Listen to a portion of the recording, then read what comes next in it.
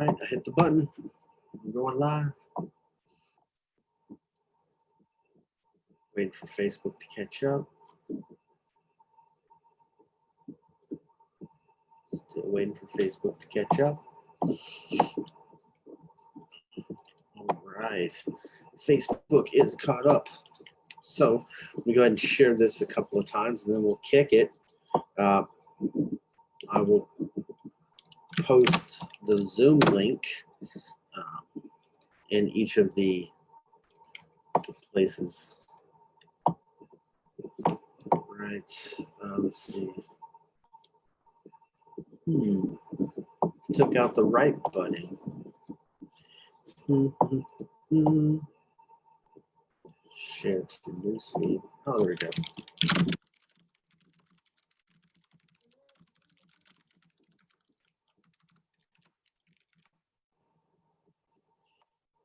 All right, share one is done. Cool. I'm going to share this to a couple of groups.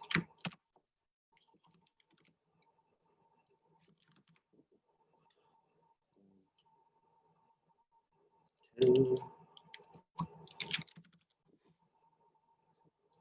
All right, so we are live on the Carbon Digital page. We are also live in the Digital Agency Battlefield group and the Digital Foundations group. So let's go ahead and kick it. Anyone out there wishing to join and participate, you're welcome to do so. So today we're actually following up on last week's lesson, which was titled, What is Traffic? So that's what we're here to discuss right now. What is traffic? So some of that could be if you guys have questions, maybe there's something you didn't understand from last week. Now's the time to ask those questions. We definitely covered quite a bit of content last week. So I suspect there to be a few questions at least. And then if there are no questions, well, then there are no questions. But I'm not going to stick around if there aren't any questions. I mean, realistically, if you guys have questions, I'll be here for you to discuss and go over the questions with you. But if you don't have questions, then I guess I'll call it a day. So that's pretty much it. Just pulling up all the different pages where I shared this. That way I can check for comments periodically while I'm going through this. So awesome. Well, looks like no one's joined yet. Not a big deal. So let's actually do a quick rundown of the things that we talked about last week. So the actual the concept of traffic falls into several categories. Those categories are advertising, paid advertising, SEO, affiliates and influencers, and then media sources. And so we definitely went deep into some of these and not so deep into others. But at the end of the day, they all fall under that traffic umbrella.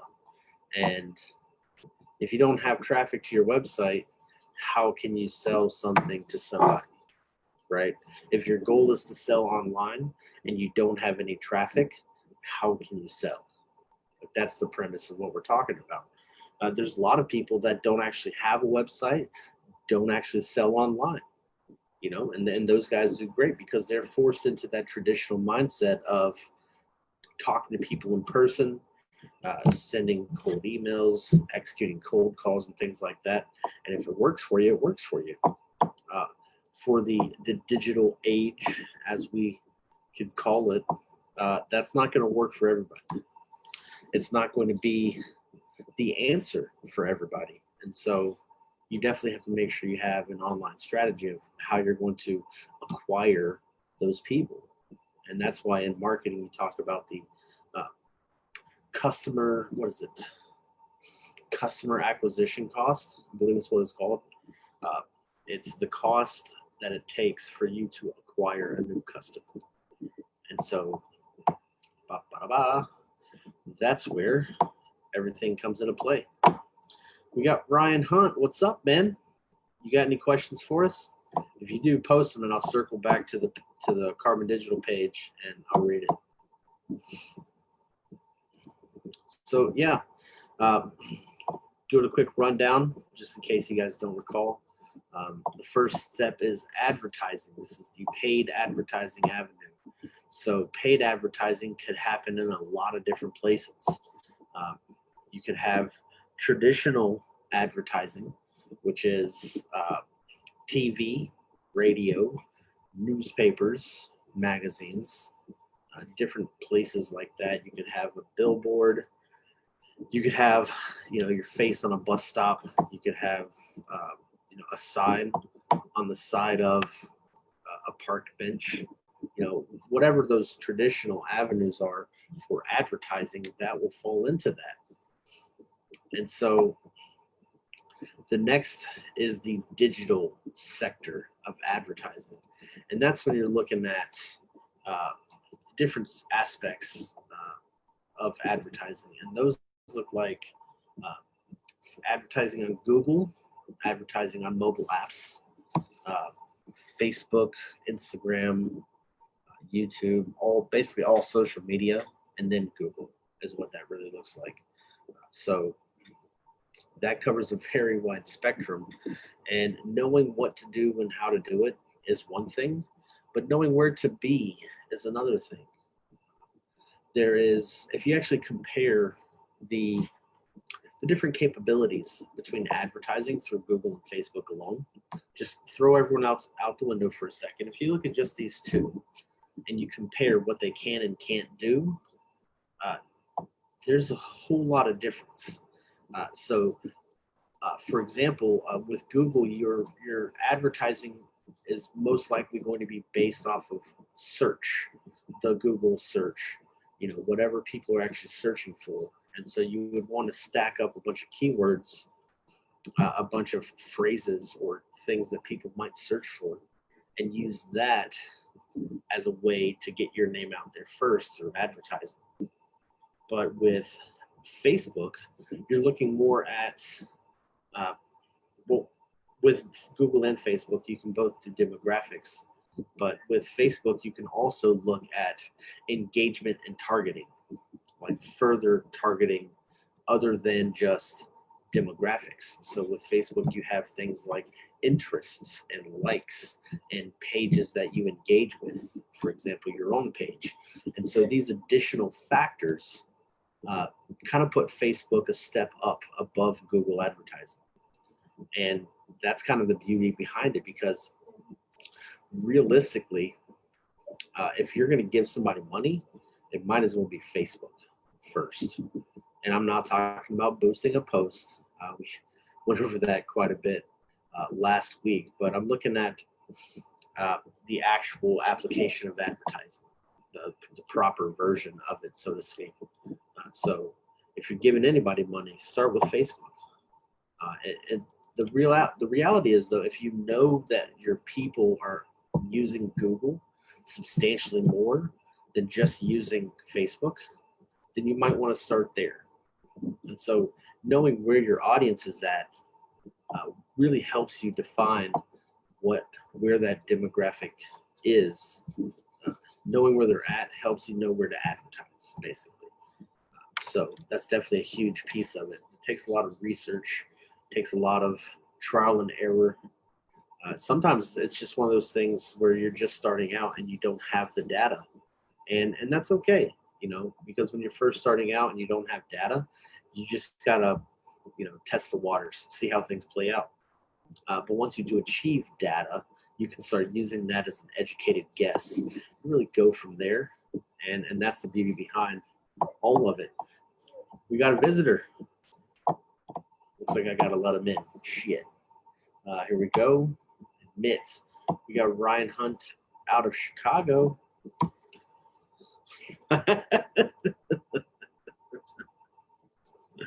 Oh man, what's up with the face, guy? What's going on, Jared? This is Pando. What's up, Pando? If you don't know, You don't know. Yeah. We're from Mountain Up, and I heard you were talking about Facebook advertisement. Yeah, dude. You know, 99% of our customers come from Facebook. So I thought I would jump on here and talk to you a little bit about it. We love it. Man. We love Facebook. No, I have a very, very Unless large. they censor us, which those old jerks do on occasion.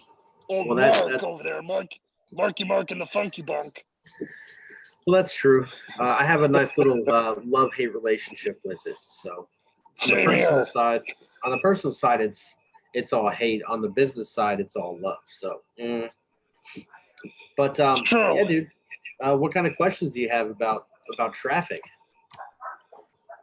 Well, you know what? I don't really have a question. I was just gonna say you're doing great stuff out there, and traffic is key. If you don't got traffic going to your website, you got a problem. Well, yeah, that's definitely problem number one. But the thing that we're talking about next week is actually the second half of that, because everyone puts a lot of focus into traffic, but they don't look at what happens once they get to the website. They're like, oh, we got 1,000 people showing up every month. What's going on? That's where conversions come into play, which is the next phase.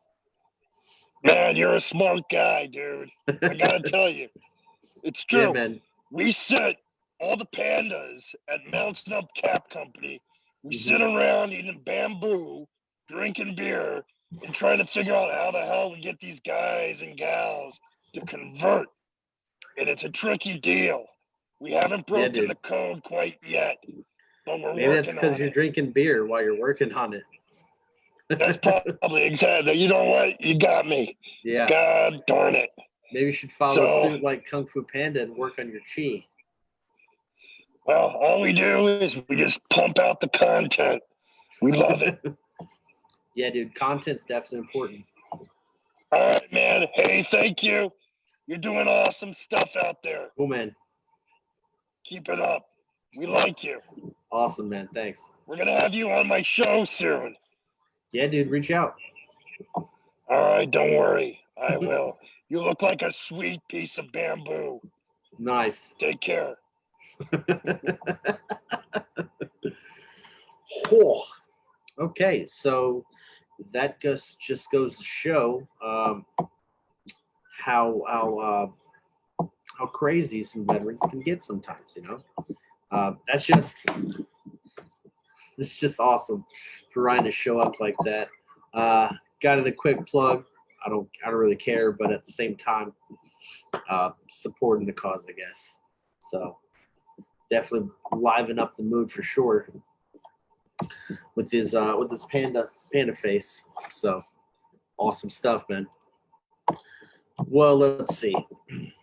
So far, I don't have any other questions. I'll do a quick roundabout. 1, 2. Hey, what's up, Joseph? You got any questions? Send them over.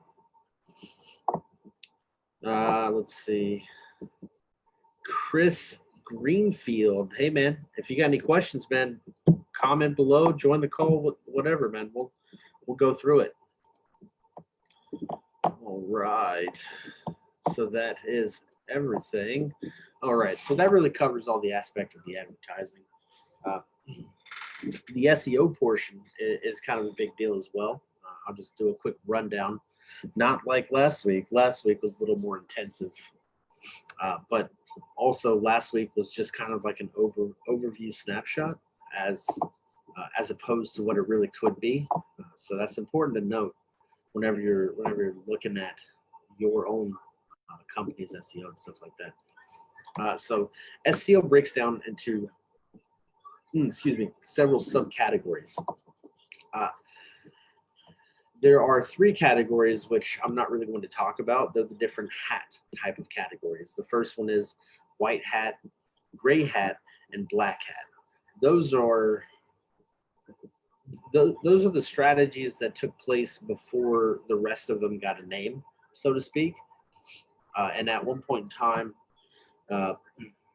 there probably was more categories. But those 3, I'm not really going to talk about too much because that really complicates everything a whole lot more. But I am going to do a real quick breakdown of the 4 that do have a name and go from there. The other 4, I guess you would say. So the first one is technical. So technical SEO is a lot of aspect covering the technical code behind the website. And so some of that's going to include something called schema. And schema is a specific set of code identified by Google on what this page is about. And so there's plenty of different types of schema, and there's one primary default with a lot of options. And so whenever you're looking at something like getting a better Google presence, basically getting higher up on Google, this includes through the normal search as well as what people call the 3-pack or the map pack, which is those 3 little map items, those companies that are found on the map, those 3 guys at the top there. And so schema it covers all the basics. It covers the company name, the address, the phone number. You put in your website. You can put in your industry and a few different aspects like that. But a schema is something that's kind of a base requirement of something you need to have on your website. And if you don't have a schema, it's too simple to not have. It really is. There's a website where Google will spit out the schema code for you if you don't know how to type it up. So there's no excuse for anyone to never have a schema. And so a lot of that ties into the technical side, which also includes formatting and structuring the way that you want everything to appear online. So if you look in the browser, you'll see some text. So each tab will have text across the top. That text is called a meta tag. That's actually a type, and it's HTML, it's code. And so that is also part of the technical side of things. That actually doubles as the on-page side of things, which we'll go into next. But that definitely falls under technical as well. So technical revolves around all the code stuff happening behind the scenes. We got a comment, Mark Dudek jumping in, trying to figure out where you're at, brother. Nope, that has absolutely nothing to do with what I'm doing here. Damn it, Mark. Mark always tags me at inopportune times. So that's probably for somebody else's Facebook Live that he's tagging me to join. Yep, can't do it, buddy. I don't know how that always happens. Almost every time he tags me, it's somebody else is going live, and then either I'm live at the same time or I'm on a call. It's always something. Nonetheless, so all of that code behind the scenes covers that technical aspect, which also includes your social media links. So when you paste a link on social media and you share that link, there'll be a little box that pops up called a preview.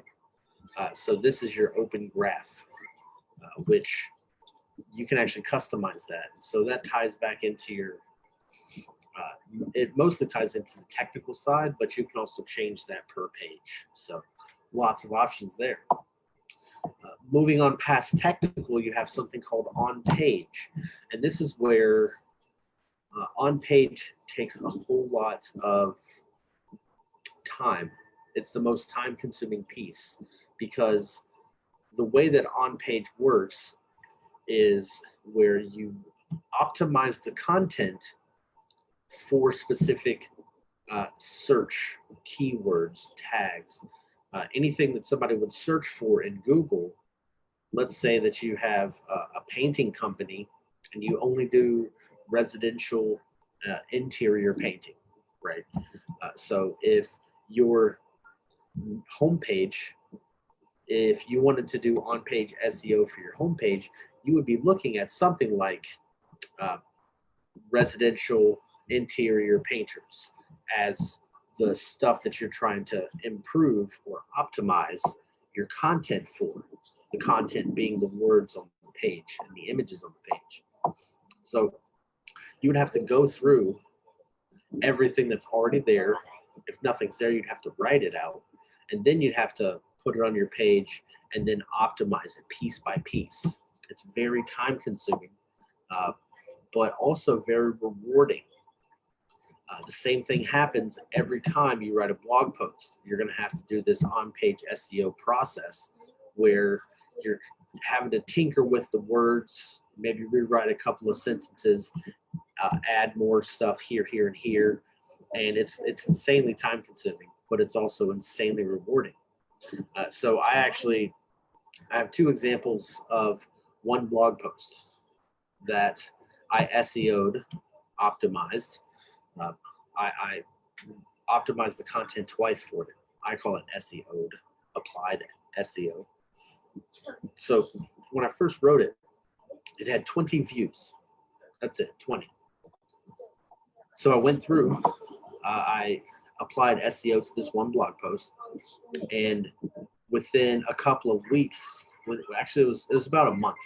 About a month later, it had about 200 views. Well, that's a huge freaking jump. 20 to 200, that's a big deal. So I went back again later to do a second round of optimizations, and that 200 jumped to 500 within another month and a half. So something that I applied this twice, which took me a total of, I would say, probably close to 4 or 5 hours worth of work, which started at 20 people and now I've achieved 500. So that level of getting people, and I didn't have to pay any extra money to get them. That's the whole premise behind this. It's a long-term plan to not have to pay extra money to acquire new clients, new customers. That's the goal. So I've taken this one blog post from 20 people or 20 views to 500 views with about 5 hours worth of work. It was a gut-wrenching 5 hours, but every time you do it, it matters. It means something every time.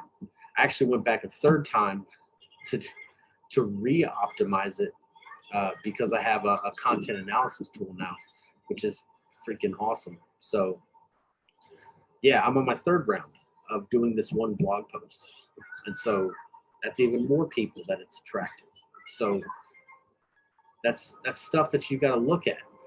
It's the most gut-wrenching process of SEO. It really is. It's time consuming. And if you don't know the content, it's really hard to do. For example, I have a client in the medical industry and I'm not a medical person. So there's a whole lot of medical stuff in his blog posts. And I don't actually optimize the content for him because I don't understand what's happening. I don't understand the words. There's Latin, there's a whole bunch of science stuff happening, and I'm not a scientist, and I don't do medical stuff, so I don't really know. So I have to actually guide him in what works, guide him in the ways of the voodoo, so to speak, so that he can apply it himself and understand it better. Because otherwise he's going to have to tell me what to optimize it for, and then I'm going to have to rewrite the content to make it better, not understanding what's going on. So, and that's always a bad thing because you want to make sure that you know what you're doing whenever you're optimizing this content. But definitely the content optimization piece on page SEO is definitely insanely powerful, right? So moving next, we have the off-page SEO, and that's talking about a lot of your backlinks. You'll hear that quite a bit, your backlinks. So backlink is a link to your website from another website. That's simple, right? And so when you have more backlinks, you build something called authority. And it's actually in the sense of a website, it's an actual measurable thing. You can measure someone's authority for a website. You can't really measure it outside of the website. You can gauge it, but you can't measure it. But for a website, you can actually measure it, which is pretty awesome. And so more backlinks from non-spammy websites is a good thing, which boosts your authority. So when you write guest blog posts, you join someone's podcast, you do a news interview, you need to make sure these guys are putting your website links out there and make sure they're doing it so it gives you a proper backlink. So it's kind of the idea, and that helps boost your website as well. Hey, Kenneth, if you got any questions, man, sling them. You can also join the call if you want. So that is the whole premise behind the off page. There's a lot more aspects behind it, but that's a simplified version. So the fourth piece in our little 4-pack here of SEO, for anyone joining, we're not talking about white hat, gray hat, black hat. We're just doing the on-page, off-page, technical. And the next one is local. Local SEO is the practice of applying your local city, your local area into your website. So for example, if I know a guy out there who does construction in Houston, Texas. So he would want to basically riddle his website with Houston and his construction keywords that we would do for on page. So everything that he's going to do is going to be riddling his website with that city. Sometimes it's easy to do, sometimes it's not. It just depends on how your website's built and set up and stuff like that. And then, yeah, you're just going to put that everywhere. And that's kind of one aspect of the local. The next piece is reputation management. So when you're looking at reviews, you get reviews, part one. Part two is replying to reviews appropriately and resolving any issues that come about. So that's a huge aspect. And the hardest thing about reviews is getting them. And as long as you're not a douchebag when you're replying to reviews, you're going to do really well. As long as you're always seeking to resolve any issues and you're thanking everyone for their kind words and stuff like that, you're being genuine about this interaction with people, then you're going to do well with managing those reviews. The fun part is when those reviews come from 12 different places and you have to always be on the lookout for them. So that's where you can look at some reputation management software and stuff like that. The final piece that we're looking at is something called citations. And there's thousands of websites out there where you can get citations. But let's look at a few. So right out the gate, the primary social media profiles operate as a citation. And so basically a citation is it's a backlink from a place where you have a profile, if that makes sense. So Google My Business, your Facebook page, not your personal page or group, your Facebook page, your Twitter, Instagram, YouTube, all these social media profiles that you can have, you have to make sure they have your name, address, and phone number at a minimum. You definitely want to add your website and your email just to kind of give it a little extra juice. But Google really only cares about name, address, phone. I care about putting as much information as possible out there. So that's why I do it that way. But so those social media profiles will operate as a backlink, which is actually a citation. So another thing is different websites out there that have their own level of authority. their own authority, right? So Home Advisor, Angie's List, right? If you're in construction, you want to make sure you're out there so people can see you. Different places like Yelp. There's hundreds, there's probably thousands of industry-specific places where you can get your citations done.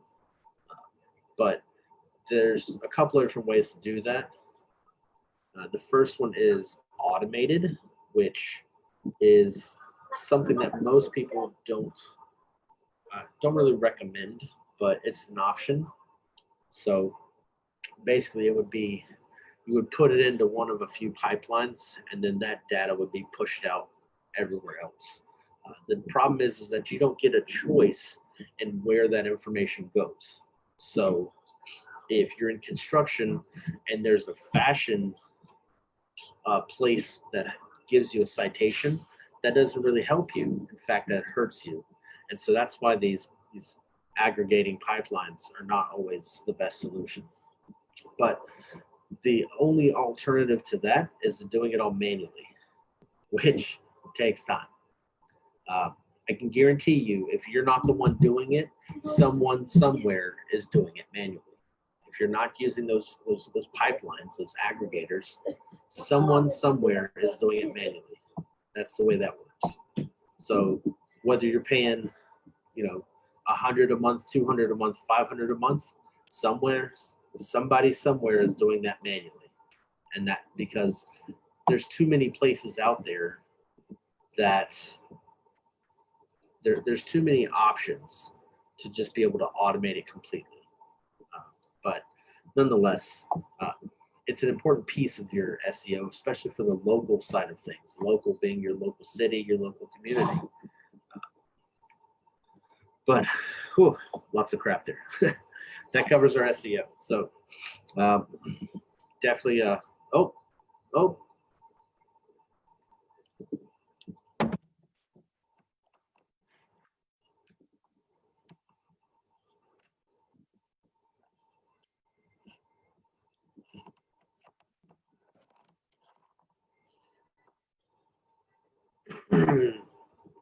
can you hear me now? Good. Hey, sorry about that. My headphones just died. So I got them plugged up now. So yeah, that covers the local aspect of SEO. It's a huge added bonus, added benefit to your business to go through that process. But it's also important to note that that's one factor of everything, right? That's where a lot of people get confused that I've seen over the past couple of years, is where people think, oh, well, this one aspect is going to cover everything for me. No.